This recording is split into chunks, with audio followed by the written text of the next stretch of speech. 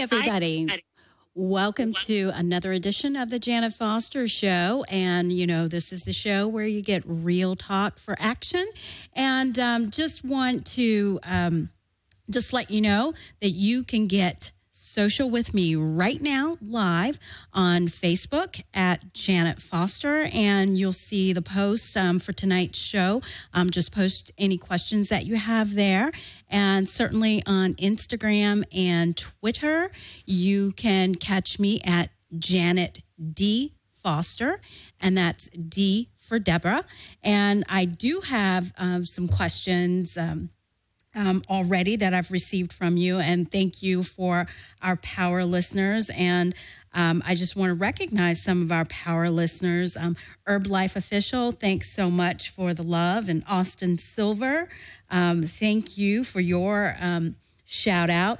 And Millennial Week, as always, you always share and always get good questions for us, and I appreciate your input for this week. And the 88 Wonders, thank you so much for your question.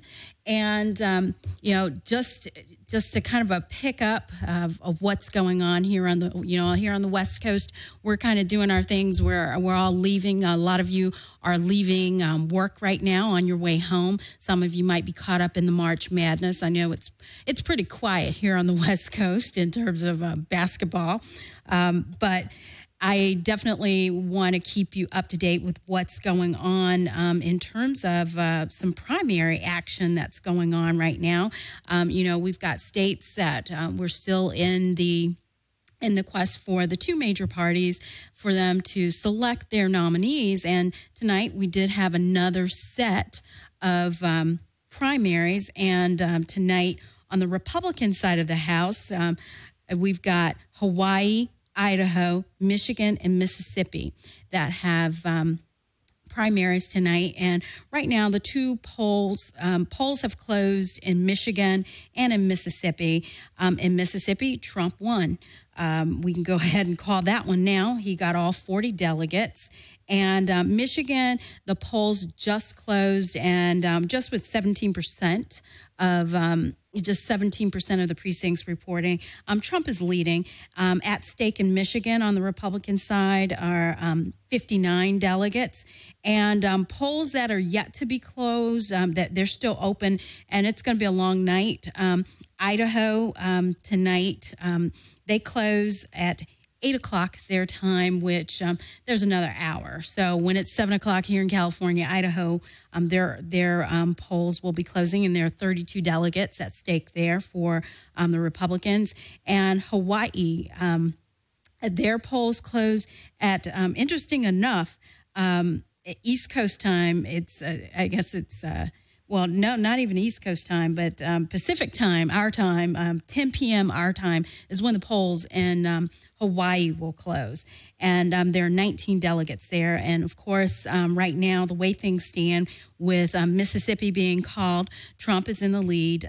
He has 384 pledged delegates. And to get the nomination on the Republican side, is his magic number is 1,237. And right now in the delegate pool, there are 1,585 delegates still available, and it's still a four-man race so far. Somehow, in my own prediction, there'll be someone that will be leaving that race. And on the Democratic side tonight, and we're going to focus on the Democrats tonight. And I know I've had some listeners that said, you've been talking a lot about Republicans, and a lot of you reminded me that of quite a few people have reminded me, didn't you work communications for the Democratic Party? And yes, I did. And, as a journalist, I am trying to be balanced, and we are getting balanced for sure. But just to give you an update on the Democratic side of the House in terms of primaries, because not every, just because of what for some of our young voters and our young listeners, not every single state and every single party, they don't mirror not like California. I know most people kind of think about how we do it here in California, but it's a little bit different. Tonight, on the Democratic side of the House, there are only 2 primaries, and that's in Michigan and Mississippi, which is what they have in common with what's going on the Republican side of the House. And both of those states are what's called closed, meaning you've got to be a registered Democrat to vote. And right now, with Mississippi, with the polls being closed in Mississippi, Hillary Clinton won. She took a pickup of 36 delegates. And right now, Michigan, with the polls closing with 19% of the precincts reporting, Sanders is leading. But we know that Hillary Clinton does very well in some of those, loyal Democratic strongholds. Detroit has not been counted. So, and a lot of which that's the largest urban area, but there are still more precincts to come into. And right now, the count stands for Hillary Clinton at 1,134 pledged delegates, and for Bernie Sanders, 502 pledged delegates, and for the Democratic nomination, the winner, the individual who gets the nomination, needs 2,383 to get the nomination. And right now in the delegate pool, there are 3,129 delegates available. So, it's going to be an interesting night. And, last week was Super Tuesday. And that kind of leads me into my guest for tonight. One of the things that we talk about, with this show is that for what we do in terms of political conversations, also current events, and everything that we talk about here is geared specifically to 2 audiences, and that's Gen Xers and millennials. And me, the Gen Xer, I'm all about doing things a new way, and definitely our listeners, and I just want to thank you, because a lot of the feedback that you've given, we've incorporated a lot into making this a new way to do radio, a new way to talk about things. And one of the things that I've been excited about is, I told you that we would look for people who you need to know and who you need to follow and get social with on social media. Well, my guest today is that individual. I've been watching him for the past month, and I looked at his postings on social media, primarily Twitter, and he is someone who in the social media field and area that you should follow. He's someone who is balanced, and my guest today, he's currently a graduate student, an MBA candidate at Yale University, and he's a part of the group Millennials for Hillary. And what we're going to do today is we're going to break down these primaries that have happened so far in terms of the millennial view, because that's something that's been, it's definitely been missing quite a bit, particularly on the Democrats, side. And I want to also bring attention that my guest, he also wrote a very interesting op-ed at his school's newspaper, the Yale Daily News. And without further ado, I'd like to introduce you to my guest. His name is Kayvon Schroff. Did I get that correct? Kayvon, but close. Kayvon, you're absolutely right. And I've actually said it, and I apologize for that. I won't miss it again. But Kayvon, you are one of the millennials, because I talk a lot about people who do things, and this show is a show where we not only talk about issues or talk about things, but we talk about things that you can act on. Because a lot in talk radio, people complain, people do all kinds of things, but then they just leave it there. Those aren't the kind of guests that I like to have on the show, and those haven't been the kinds of guests that I've engaged. I like engaging people who are doing something, people who are articulate about what they're doing, and you fit the bill. And like I told you, I had been watching you for over a month, and I just said, you know what? I got to. So when I reached out and when I reached out to you, I was so excited because I said, I know the audience is going to appreciate everything that you have to share, because what I like the most about what you provide on Twitter is, Twitter is a 140 character game. Really smart people have to be on your game to not only share pertinent information, but also the way you do it is so hip and so cool. So,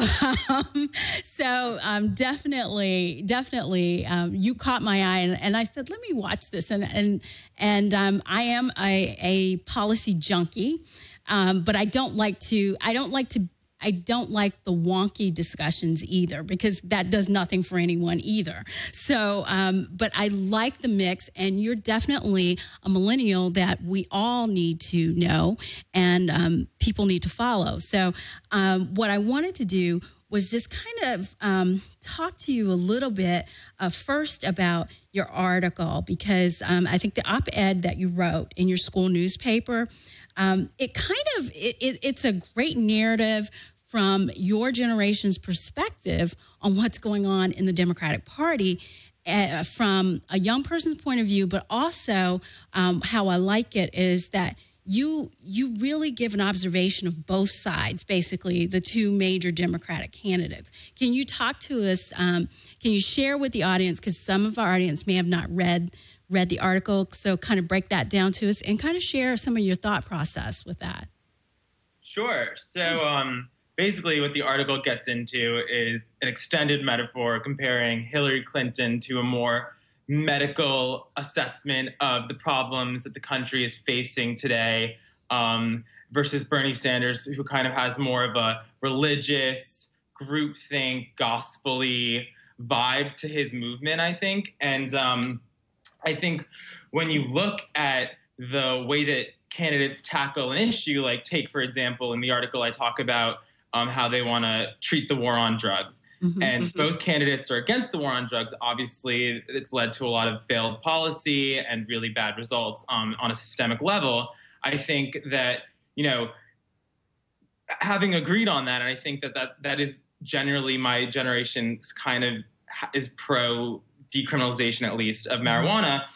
You look to Bernie Sanders and he's just like, oh, okay, we're going to decriminalize, let's go full speed ahead, with no real outline of how that works. And I think that most people can understand that, when you already have a policy in place, no matter how bad it is, to move away from that policy, you can't just undo everything like that. You have to have a gradual step, whereas Clinton's plan, she wants to first reschedule it so that it's tied to less severe sentencing, and then take data from states, which she calls the Research Labs of America, and let states that have already legalized kind of inform us about what the different policy concerns will be. And it's just so much more detailed. I don't know if you caught the Democratic debate. I'm guessing you did. Yeah. In Flint, where, even on an issue like Flint, she's able to come up with a detailed plan for how she's going to deal with the water crisis in Flint, even as president. And by the way, even if people don't believe she's going to do that, the fact that she's able to articulate that is important. And I think that the idea that Bernie Sanders, is this underdog, et cetera, candidate, and he should be cut slack for not having, the team Hillary has, now it's been months and months. He's raised millions and millions of dollars. And I think it's a harder sell that, he doesn't have his stuff together enough to come up with these detailed policy plans.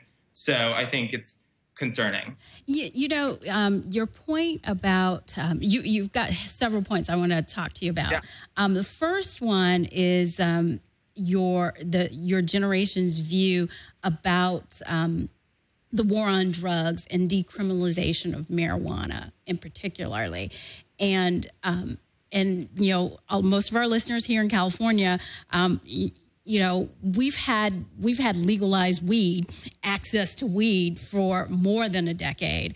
And for us, it's kind of a non-issue when people talk about talk about that other than on the federal level. And I think and what I find with some millennials that I talk to, some know that there's a federal level to it, and then some just I think they're more hippie about it in terms of it's just an herb, live and let live, and like what you said, the details that are needed, I think, are something that needs to be talked about. And hearing you break this down, and in terms of your generation, it's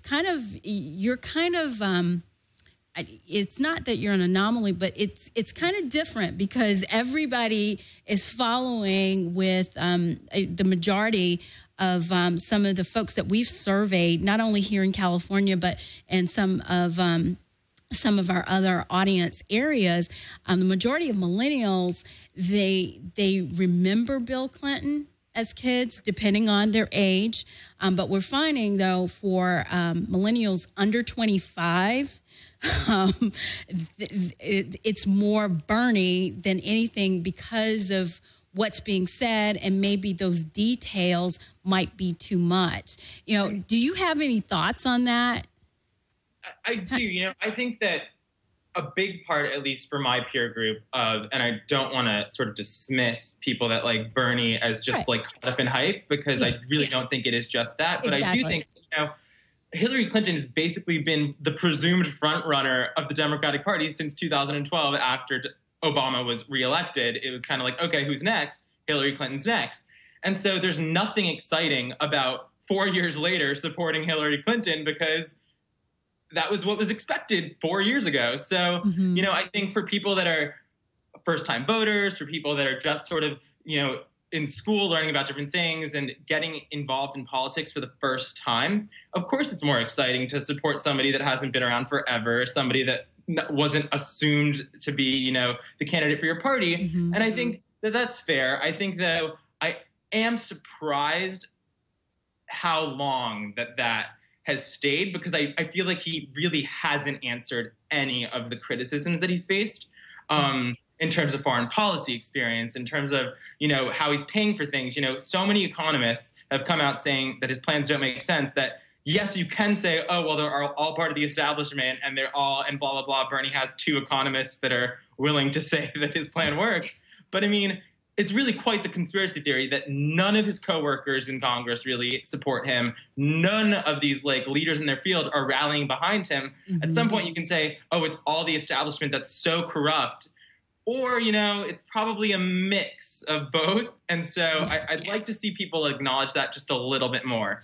You're right. One of the things that in a lot of interviews that I've done with Democrats and some of the focus groups that I've done on this election, there's a clear-cut view about establishment versus Bernie. And that is exactly how not just millennials view them, but other Democrats. Mostly, I have to say, in the Gen X group, we've got quite a few Gen Xers, and a lot of this whole, I think, establishment thing comes from that no one recognizes or even has vocalized, has been, Bernie's been an independent. And the fact, though, that he talks about an establishment, a funding source, a party platform that, he caucused, but he was never accountable to it. He doesn't stand 100% behind a lot of major areas that a lot of the super delegates, because that's where a lot of his colleagues are placed in, those super delegates, whether they're in the Senate or even in the House. Things like gun control, things like that, where the party has a hard line on, and he kind of tiptoed around it. And I mean, it's one thing when he tiptoes around by saying he represents a rural state, but he still can't identify with, say, a blue dog Democrat from the South who has similar rural ideals, and also, too, gun ownership in the South is, one of those things where Bernie could fall in line with that, but because he is technically an independent, the large portion of the base of the Democratic Party doesn't know him, and it seems like he is being carried by a lot of young people who may not think about that or may not even be aware. They just know, they may know, yeah, he caucused, but I don't think that they realize his voting record in terms of, other major things like gun control. But you're right about his colleagues not stepping up. And one of those economists that's willing to step for him happens to be here on the West Coast at UC Berkeley, Professor Reich, which that was very surprising that he would endorse anyone at this early stage. And but he's all in on Team Bernie. So definitely. But you got thoughts? I'm surprised this narrative of him not being establishment has stuck so strongly, because at the end of the day, he's, an older, white, straight man who's been in Congress for 30 years. So, on the spectrum of the establishment, quote unquote, he's really up there. He might be less establishment than Hillary Clinton, who was Secretary of State and First Lady and is married to a president. Yes, I think there's benefits that come with that history. But I mean, at some point, it's kind of like all these super liberal people have just abandoned everything they think about, gender equality, everything they think about, all these different issues to support this candidate. Because I think even the way that gender has been handled in this election by the Democratic Party is shocking to me, because I think, yes, race is a critical issue at this time. Yes, the economy and inequality and all those things are so important, but gender inequality is still very real. I think that there's so many ways that Hillary Clinton experiences it, whether it's they're questioning her yelling and saying, oh, she doesn't know that the mic's on at any of this, how many pundits have said that. I don't know if you caught that. Yes. Literally he only yells. So in my opinion, but it's rough to see somebody say, oh, she doesn't know how to use the mic and blah, blah, blah. I think that does have sexist undertones to it. I don't know that we wouldn't be seeing, more coverage on that if Bernie wasn't sort of facing her right now, because I think it's really sort of shut down that conversation entirely. It has, and I also, and you're right about some of the gender things, I'm going to do something that most women always see, either this or this. Oh, those are one of the two things that women, regardless to what we do. And I saw a lot of this and and even the little shake, which kind of, I thought, wow, he's really familiar.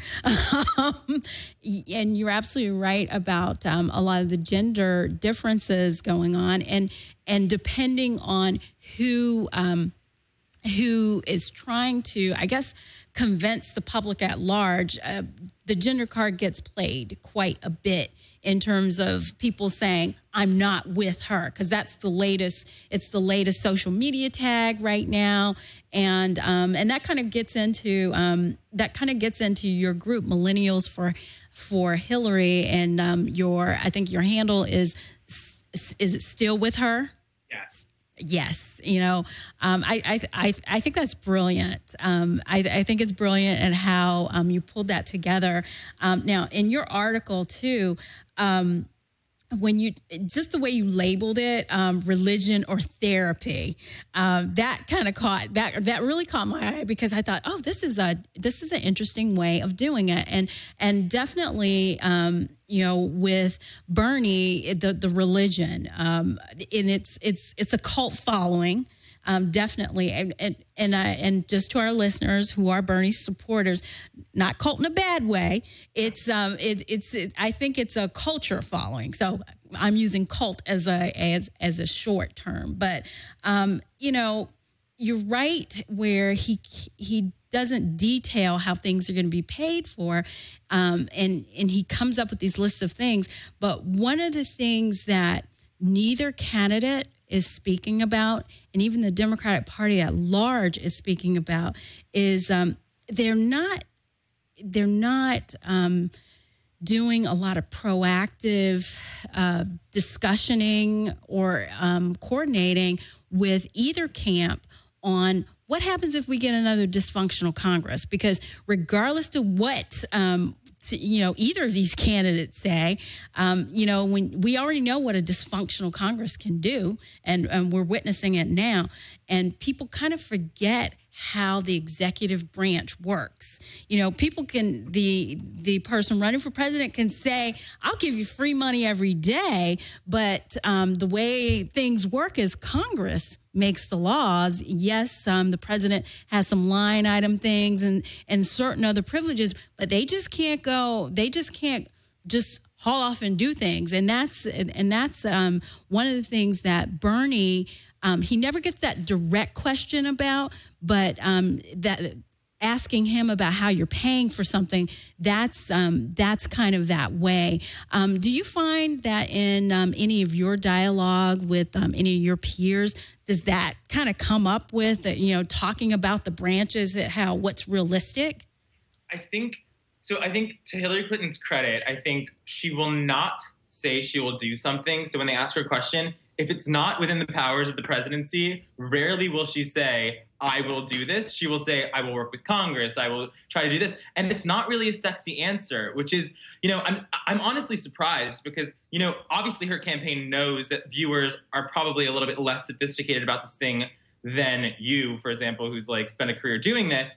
And so it's easy to say, yes, I'll do it. Yes, I'll do this. Yes, I'll do that. And I think Bernie's team has done that.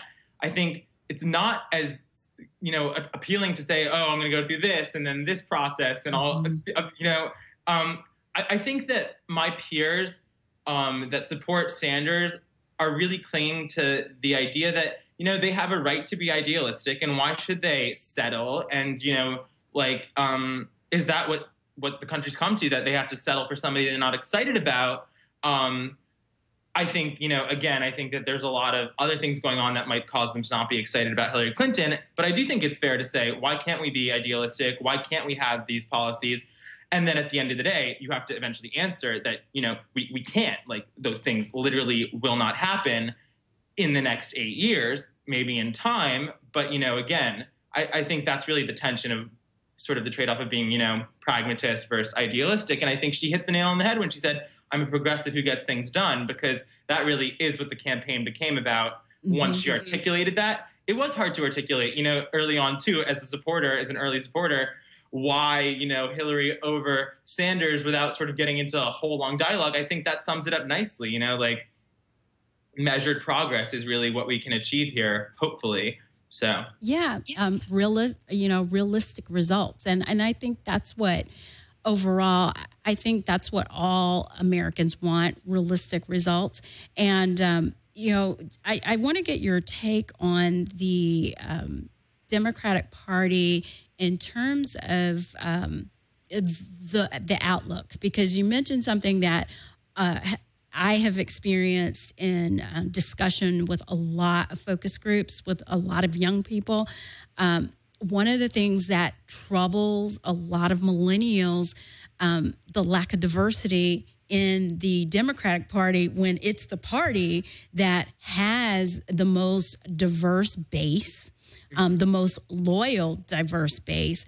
But, when you look at optics, I had a young, he was 19. He said, if you were just to go by optics, the way things look, if you were to look at the Republicans in terms of who they've got, with Marco Rubio, with Ted Cruz, and then, they've done a lot with Nikki Haley, and you see the diversity there, and then also too. It is a fact when you're looking at generations. I mean, the first millennial to get elected to Congress was a Republican, and Aaron Schrock. Unfortunately, he's no longer in the House, but he got there. And then when you look at the demographics of the Democrats that are in Congress, the majority of Gen Xers and millennials are actually Republicans. And that's something that a lot of young people have said that, they're concerned about that because you get that label that it seems to be a labeled reputation of the Democrats of being much more open and much more friendly to diversity, more of a big tent. But at the same time, these are the results that we have. And, I just want to get your take or your thoughts on something like that. Right. I mean, I think there is this idea that, there's effective diversity and literal diversity. And, I think that the Republicans have done a good job of creating certainly a photograph that's diverse when you have those candidates on stage. But ideologically, if you look at their records, they're not really candidates that support policies that will uplift diverse communities, in my opinion. I think it is a problem in politics everywhere that people are whiter or older, tend to be male. That's a problem. I think it's upon us to run for things and be really active. And of course, it's easy to say. With somebody with my background, I think it's harder for, people of different kind of lower socioeconomic groups to gain access to that. And I think that there are groups working on that. I know a bunch of my peers, at least when I was an undergrad at Brown, were working on groups to engage and help, millennials run for office and, help them figure it out. So I think things like that are coming up. We need to do more. I think that, again, first of all, we have two candidates really that were being considered in the race. So the probability that, we had that diverse picture is less likely. Right. To begin with, it's still not great, but I think, looking at the policies is probably more important than literally. I think it's important to have sort of that symbolic, if you can see it, you can be it type. Right. But they also have to have the content there to get policies on a macro level that are going to uplift those communities. I think that's much more important. You're right. You're right. That the saying "politics is local." That definitely is that, and that's interesting that you shared about your classmates there at Brown, at trying to pull something together for millennials to run.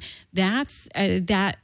In a lot of the focus groups that I've run and talked to people, that's one of the things that people are trying to do across the country. And here in Los Angeles, those conversations are being had. And that seems to be something, I know for me as a journalist, I do try not to be emotional, but at the same time, I'm very impressed and very encouraged by, I think, some of that thinking that people are really starting to try to figure out how to get people in the game of politics and people who should be in, I think, in running for public office for sure. Now, just as a thought about some of the primaries, your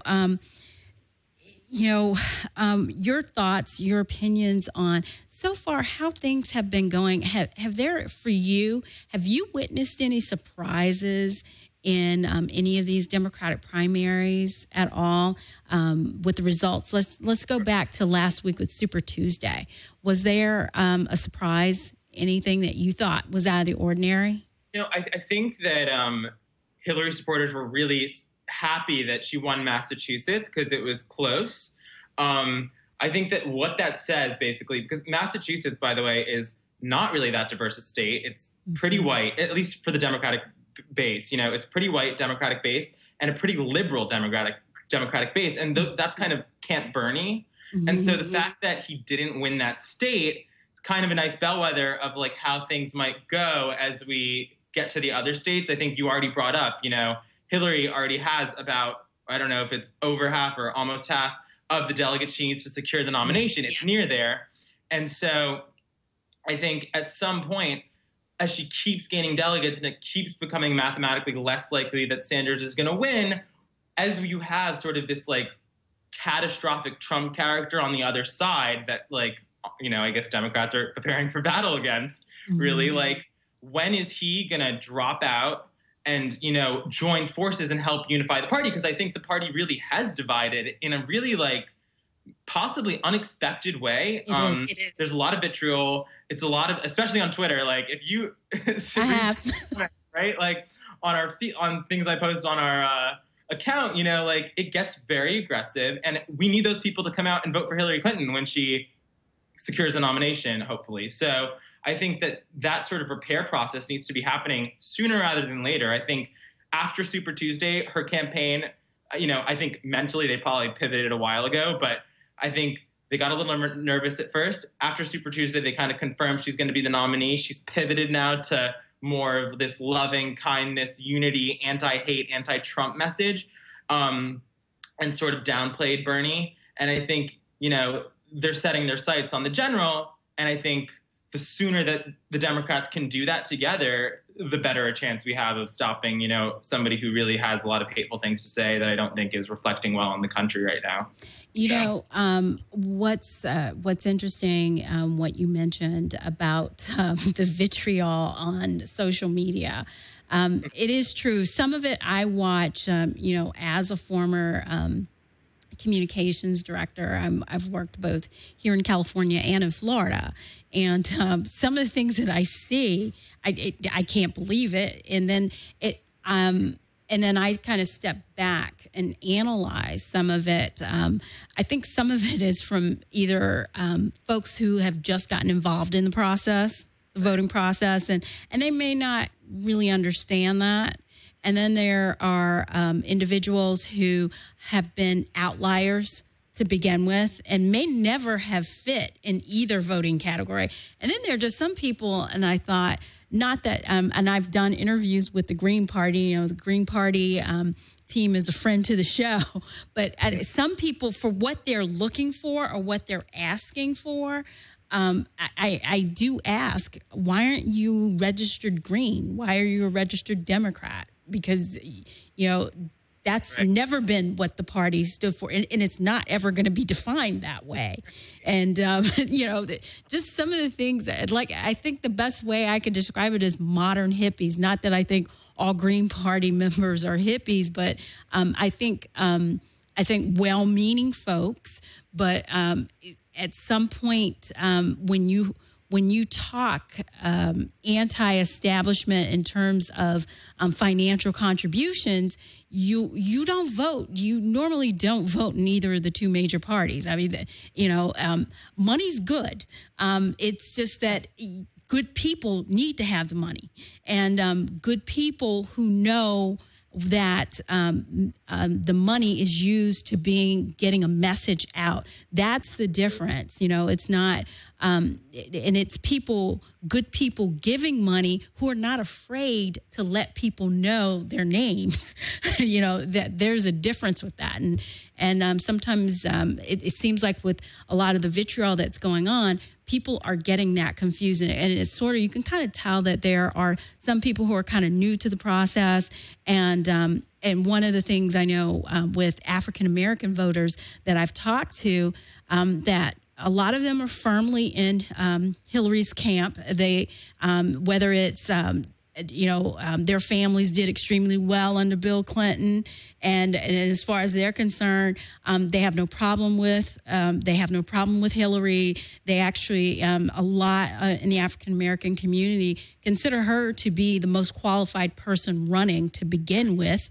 So, people don't have a problem with that. And then there are some people who have remarked, and some of the social media comments I've gotten today, they said, why not have Hillary? Not only is she more qualified, but, we need to redefine the role of the first spouse, so, and the best way to do this in these times is to have a former president.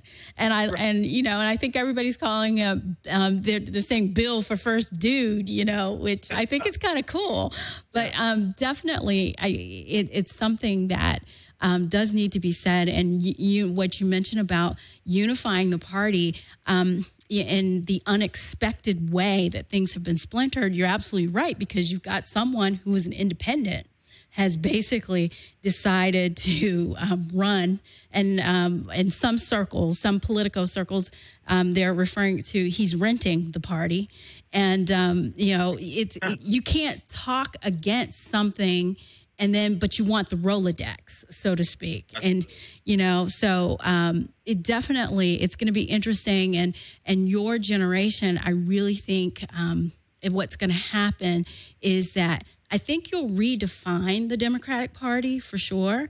But I somehow, though, I think what you're going to do is you are going to correct some of the things that are going on. And I just want to get your idea of I just want to ask you from your perspective, if you were given the ability to reshape the Democratic Party, how would you do it? How would I do it? Okay, wow. Small question. I think that, again, I think the idea that the Democratic Party is all about super centralized government, I don't think is true. I think that, Hillary Clinton talks a lot about making sure down ticket races win. And I think that those are very important elections. And that is how a lot of government gets done. And if it's not, it's how it should get done. So I think really taking a close look at what communities are not being well represented, like Ferguson, for example, by, the leadership at some point, like you mentioned before, should start to sort of represent the community that it represents, because it should be representative. It's kind of definition. So I think that getting closer to that is really the goal. And I think that the main thing both parties need to do is use technology and use social media to, like you said, disseminate important, correct information to people that might not otherwise have access to it with the new tools that we have. So like social media, there's so much that we could be telling people, and so many different people, by the way, that haven't been included before, that have a phone that accesses Twitter, whatever it is, that they can now start to get access to different ideas and learn about these things and learn how to engage. And also it works the other way. I think Cory Booker does a great job on Twitter, if you follow him, he really actually engages individual constituents in a way that nobody ever could before, because you literally don't have time to go physically meet those people. On social media, you can very easily, and safely communicate with your constituents in an important way. So I'd like to see a lot more of that. You bring up Cory Booker as a perfect example of how how an elected official should communicate in modern times. And in addition to Cory Booker, our mayor here in Los Angeles, Eric Garcetti, which is who he's friends. He's actually friends with Senator Booker. They're former Rhodes Scholars together. And they definitely using social media is a telltale. And that's a research item that I've actually looked at among members of both the House and the Senate. And unfortunately, it's very telling with the politician at what their feed looks like. And, we love our ladies here in California, but I will say sometimes, Senator Feinstein and Senator Boxer, those timelines are a little spotty in terms of days and even the issues that are involved. And I think Senator Booker has done an excellent job at harnessing that communication, as well as he not only uses it to connect with constituents, but I think what he does so well is he also gives his constituents a window into him. And, right. And that's something that a lot of politicians don't do. And I think for some of the ones that may have been there 20, 30 years, that could be problematic for them. And, and that's some of the things that I've looked at. And in some of our focus groups, we've talked about that with some young people. And right now, it doesn't seem like young people are using that as a factor as to who they vote for. But they have remarked that would be an important tool for them if they wouldn't be opposed to someone being able to communicate, and they actually feel like that might be something that could deal with a lot of apathy, particularly with young voters. Because, and I've even had some young voters say, "Well, I don't really do Twitter, but if he or she has Snapchat, which that works." But you're absolutely right about social media use for sure. Have you thought about just other ideas that with your group Millennials for Hillary? Have you thought about any other creative ways to reach maybe some of those demographics that may be undecided or may not be in the know? Yeah. So again, I really do think that, not just social media, but technology, like a professor that I was working with in undergrad, had a Fulbright, went and ended up founding this company with a group of millennials that basically it's an online tool for collaborative decision-making. It's called Lumio. People want to check it out. Okay. It's now in over 90 countries. In Spain, they actually used it in the election. It played a role because one of the political parties was using this online tool to get people to collaborate and decide things online, so they don't have to go to rallies. It's very, accessible as long as you have internet connection, which again is not everyone has, but it's one step closer for sure. And again, you can have discussion. You can really include people that otherwise, don't have the time to go physically or travel and go to these events, are not physically able to do it, or don't really feel comfortable so publicly and formally committing to these sort of groups, whereas you can just kind of go see, you don't even have to comment on a post if you want. You can read what other people are thinking and, be a part of it that way and sort of be a little bit, you can be as passive as you like or as active as you like. I think that's nice about technology. And again, the accessibility is just key. You're right. And, the use of technology, of course, we saw the power of that in 2008 when the Obama campaign basically used it to I would say, destroy the Republican Party in terms of outreach and efficiency, and actually even up the game in 2012, because I remember getting buzzed on my social media, based on, it was actually really cool. It was creepy, but it was kind of cool at the same time, where I was being pinged to ask my friends had they voted, and even though I'm on the West Coast and my friends on the East Coast, I remember getting that email and it had different lists. Well, it was a status, and it kept just flashing on my computer. And at first, I thought, is somebody watching me? And then, of course, when I looked at it, and afterwards, I thought, this is really cool, and it. Definitely, I think the Obama campaign taught the DNC that they needed to up their game, because actually the Obama campaign didn't allow the leadership of the DNC to kind of take the helm a lot. And so it's going to be interesting in this game how technology for the Democrats will work in terms of voter outreach, not only with the young, but now you've got, between Gen Xers and millennials, that's the two largest, together combined, those are the two most tech-savvy groups in the U.S. And it's going to be interesting at how that technology game gets up. But you're right about that, how the use of technology has kind of changed the game. And what I see on the Republican side, though, because their base is still rather, it's much more mature, and it seems like their social media item of choice has to be Facebook, because you can definitely tell, and just even here with this show, I don't get a lot of, I'd say, I get, most of the comments I get are conservative voters, or any post that we make, conservatives jump on it. So they're watching that medium. but I don't get very many conservatives that are posting on Twitter and Instagram.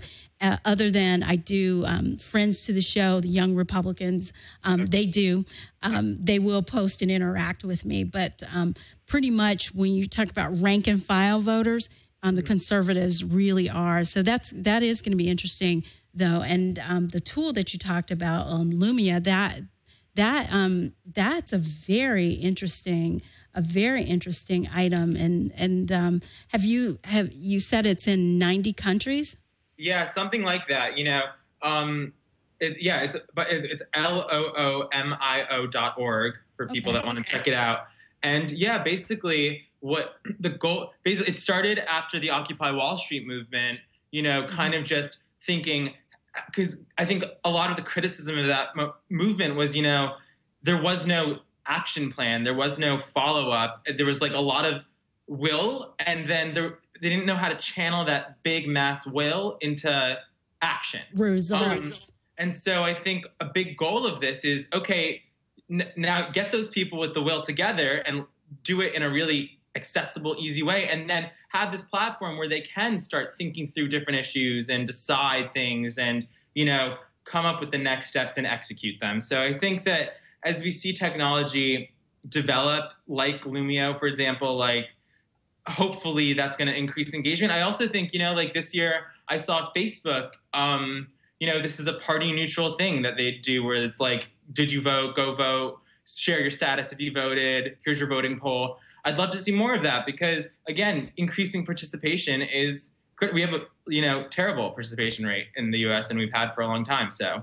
you're right. And, you know, with that, you are such a dynamic guest. I have to have you back. We're almost out of time. And what I'd like for you to do is please share with our listeners who want to start following you, get social with you. So how can they get social with you on social media? Sure. So you can follow me on Twitter, and it's at KAIVANSHROFF, Kaivan Schroff, or our Millennial for Hillary account is Still With Her. And we just launched a Facebook page. So if you look up Millennials for Hillary, you will find it there. Okay, great. And do you also have a blog or? Yeah. I have a blog that I also just started, KaivanSchroff.com, and it's the same spelling as everything else. Excellent. Well, we will definitely make that available on our page. And we have to have you back. You are now an official friend to the show. We've got to keep up with you. But thank you so much for joining me and chatting with me and giving us a good millennial take on the election, the primaries right now. And to our listeners, again, I want to thank you so much. Remember, you can hit me up on Facebook at Janet Foster and on Twitter and Instagram at Janet D. Foster. I'd like to thank my sound engineer and extraordinaire Mr. MacGyver on everything who makes this thing go, Jeremy Hansen. Everyone here in Los Angeles and those of you who are listening nationwide, have a great week. We'll be back here, same time, same place. Thank you.